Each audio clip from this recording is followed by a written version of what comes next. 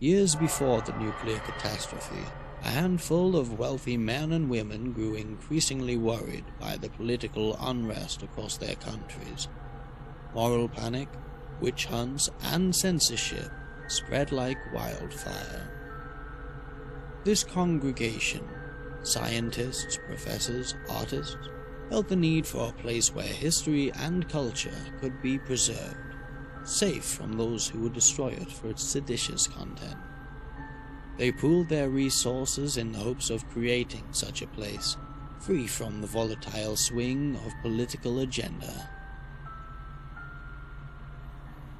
A vault was to be built. Within it would be enclosed the most comprehensive collection of books and holotapes in history. The project owed much to the efforts of one Professor Cartwright, who at one time worked for a certain Robert Edwin House at the Robco Company, and used his position to secure valuable contracts within Voltec. As the construction of this library began, the intellectuals gathered their private collections, hunted tirelessly for rare texts to complete them. Cartwright would oversee this process and act as the library's caretaker. When it was time, all would gather for shelter, seal the doors behind them. None of them could predict, however, that the bombs would fall so early, and when they did, Cartwright was alone in the library. The professor knew that his days were numbered. To ensure that the library would not die with him, he spent his time reprogramming his robots. The machines would ensure that the library would persevere until the world could once again take advantage of its wisdom. He would endow them with the ability to think, the ability to choose, the ability to learn. Partly because he feared the dangers that might threaten the library in years to come. Partly because as the years grew long, he needed someone, something to soothe his solitude. 200 years have passed. Far enough time for something to go wrong. Today, the courier awakens the library from its long sleep.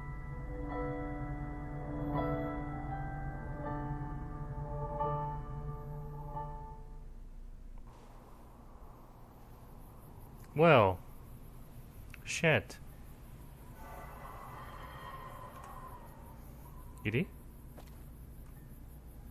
Oh crap, Edie's not with me either. Well, everyone's hanging out at Novak. Oh, I can repair these guys. But, Edie has all my materials. Damn it. So I'm all alone. Oh, is there somebody out there? What? A radio broadcast? So, there's still people out there fitted with a Pip-Boy, huh? Correct. Are you the one emitting that radio signal? Yes, we are. You're coming from a vault, aren't you? Well, I don't see why we should have this conversation through an intercom. Please, come inside. I fear I must ask you to come in alone, though. We have a strict policy when it comes to our maximum number of guests. That makes sense.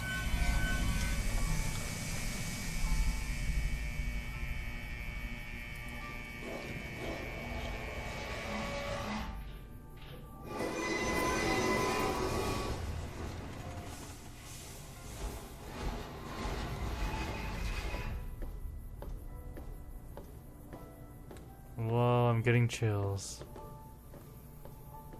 I don't think I should be here.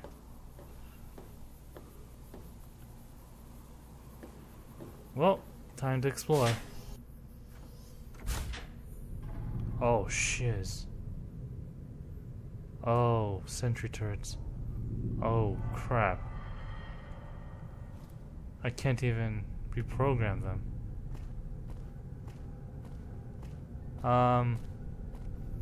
Guys aren't gonna kill me, right?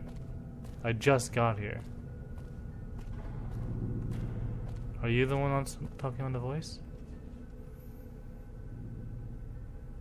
Huh. Examine the robot closer.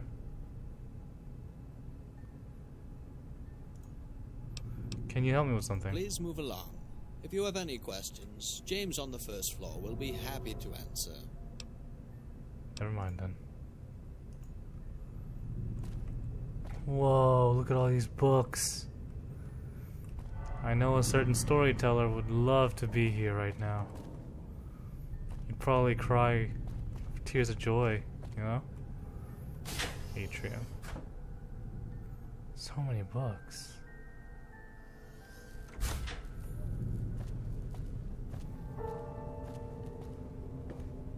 Interesting music choice.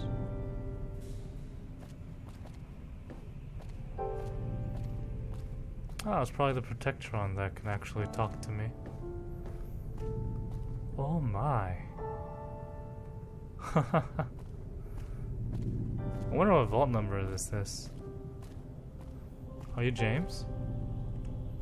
Okay, let's do this right. Greetings, I am James, Rapco Protectron Unit 13882, and personal assistant for Professor Cartwright. How may I help you? Oh my. What is this place?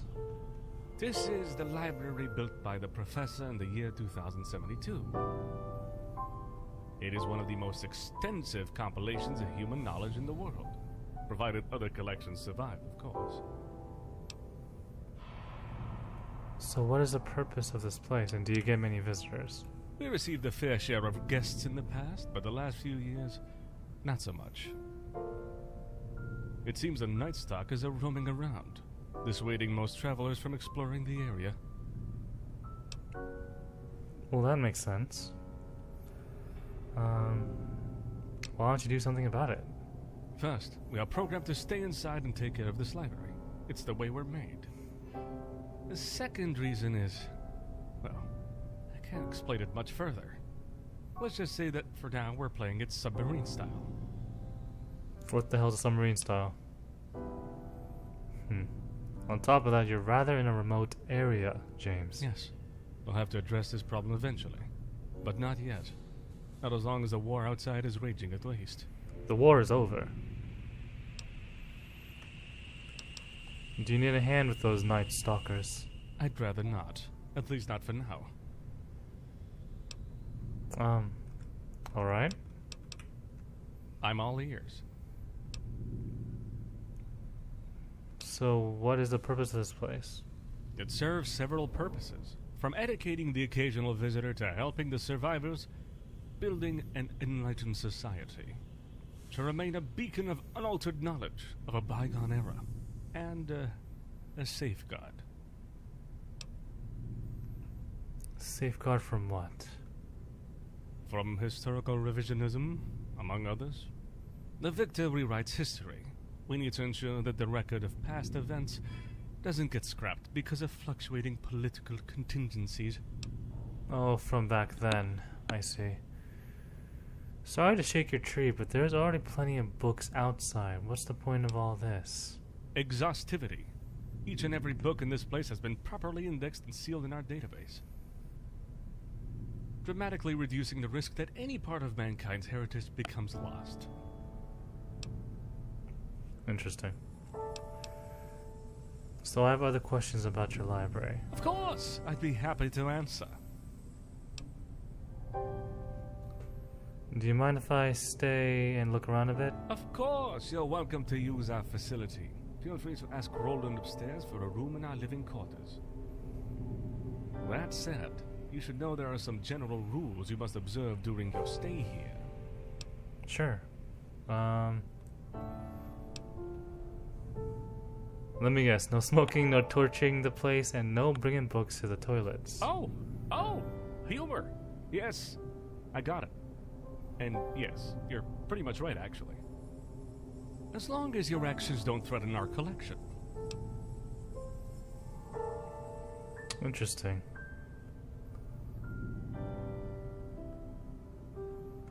This is how we are programmed. If at any moment one of us interprets your intentions as harmful to the library, you will be dealt with accordingly.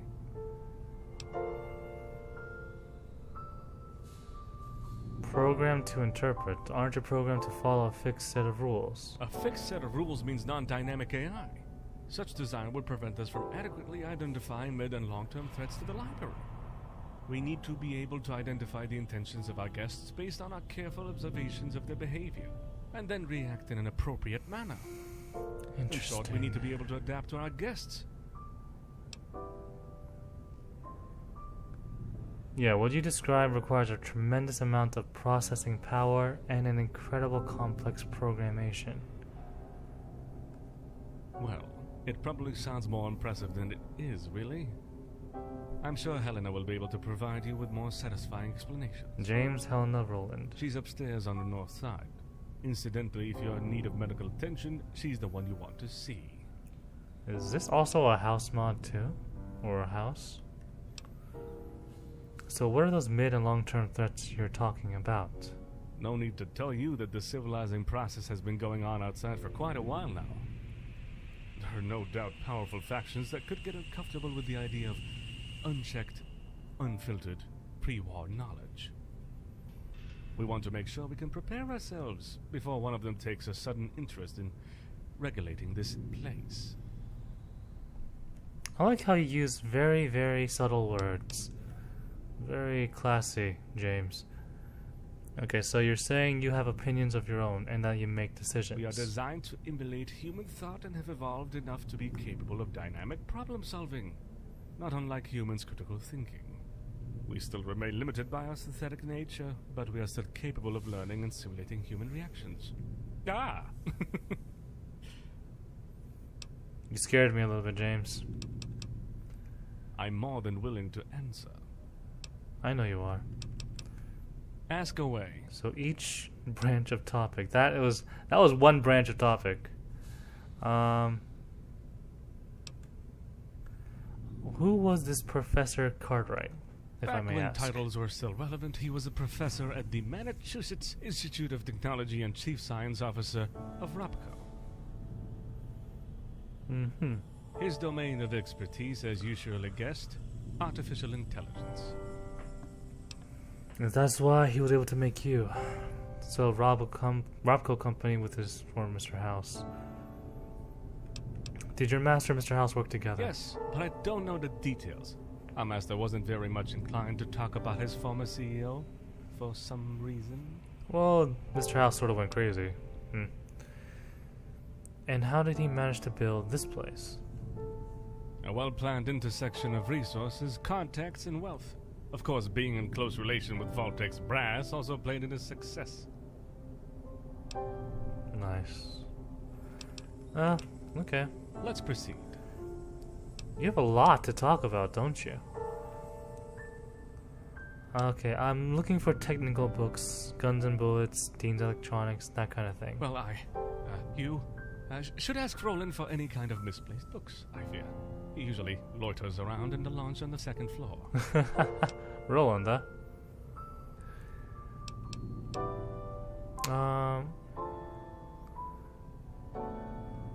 Do you happen to have foods? How many are you exactly? Machines, you mean? Quite a number, I must say. But I imagine you're asking how many of us are gifted with a personality module. Probably. James, don't giggle like that. There's me, Helena in the clinic upstairs, Roland in the lounge, and there's also Arthur in the computer room. Arthur, huh? Okay.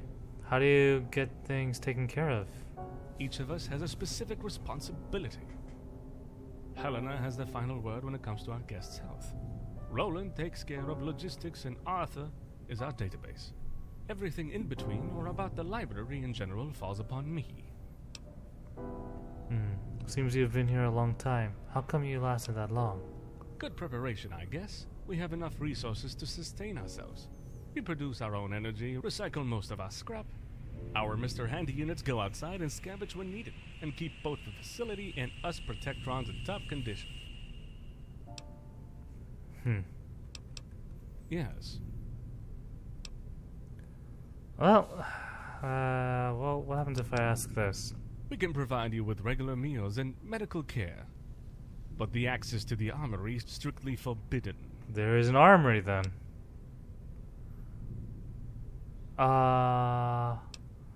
Okay, I'll settle with that. Outstanding. So what can I do for you? I don't want to be recognized as a possible threat.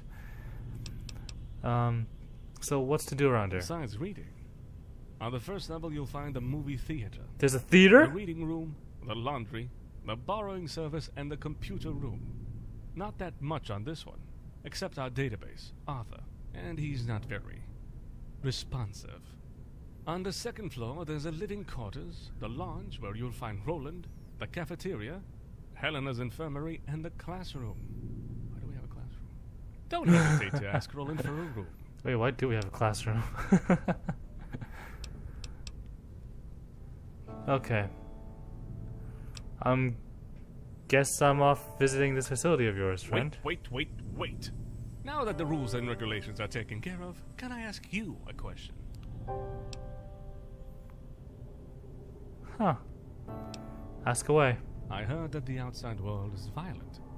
Seeing you carry these weapons around, I assume you can take care of yourself out there.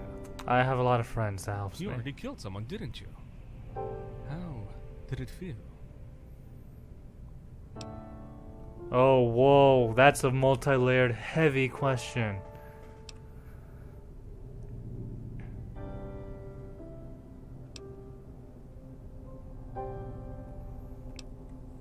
It's an abject. Oh my gosh. Oh my gosh. What do I pick? Frick! I feel like this is a one-time question you can answer.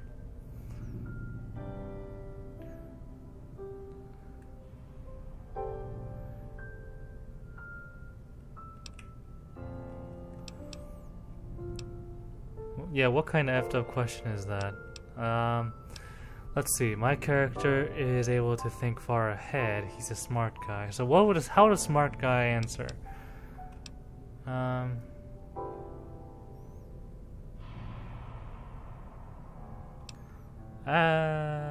Yeah, why do you want to know that? My entire existence has taken place in this library, and so I often have trouble relating to the outside world. The violence. You could say I only wish to understand it better, so I can understand our guest as well. So I am the guest in this vault. Okay.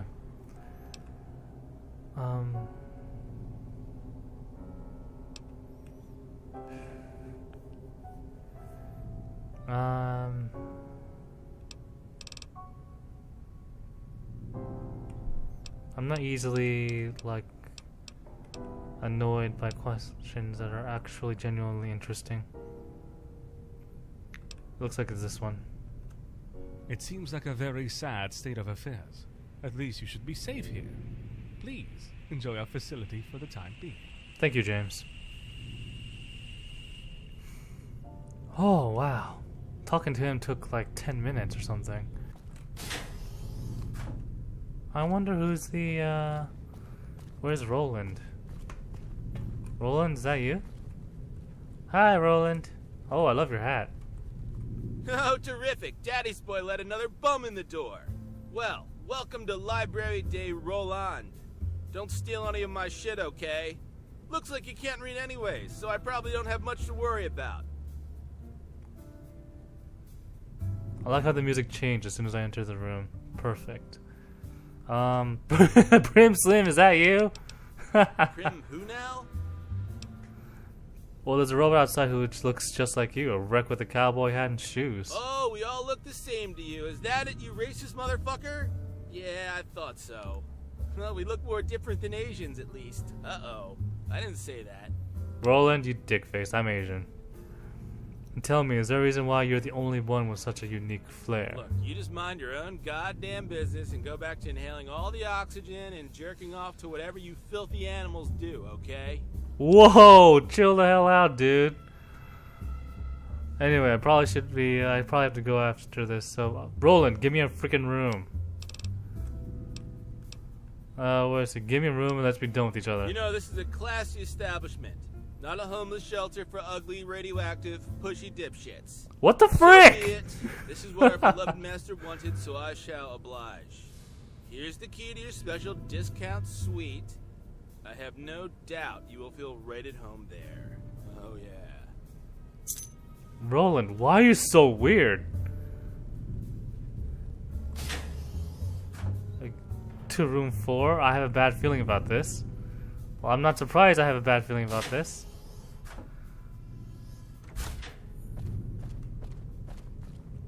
Okay, so room 4, huh? That's number 1. There's probably 2 over there. 4.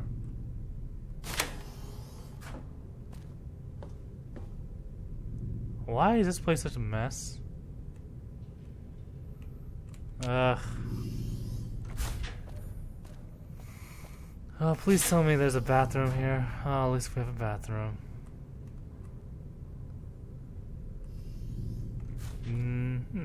Well, this is actually a classy place. But man, it's a freaking mess! A lot of...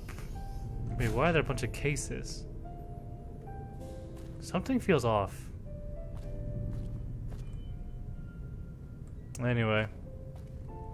Let's take a seat. Alrighty. Well. That was an interesting conversation. Those are some interesting conversations I just had with Roland and James. There's still 2 more robots to meet and see who they really are. I do apologize that there's not a lot of action in this episode. Just a bunch of dialogue, but interesting dialogue. Hopefully it leads to something even more profound than before. Anyway, I just want to say thank you guys for watching. I'll see you guys in the next episode of Fallout New Vegas Autumn Leaves. There is no way that we can thank you enough, Wanderer.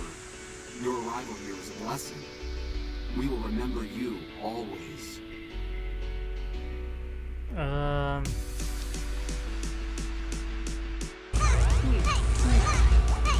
What? What are you doing? What are you doing? Look, there's a portal. Oh.